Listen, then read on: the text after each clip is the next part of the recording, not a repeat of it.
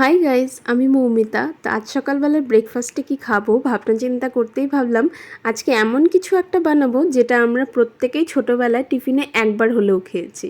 তো ব্যাস আমি শুরু করে দিলাম সমস্ত সবজি কাটাকাটি করতে। তো এখানে আমি সবজিতে নিয়েছি হচ্ছে আলু, পেঁয়াজ, টমেটো, কাঁচা লঙ্কা আর সাথে নিয়েছি কারি পাতা। এবার বেশ কিছুটা পরিমাণ চিরা একটা নেটের ছাঁকনিতে নিয়ে ভালো করে ওয়াশ করে জলটা ঝরিয়ে নিলাম। তারপর কড়াইয়ের মধ্যে কিছুটা তেল আর সাথে ঘি মিলিয়ে এর মধ্যে দিয়ে দিলাম সর্ষে। তারপর দিয়ে দিলাম কারি পাতাগুলো।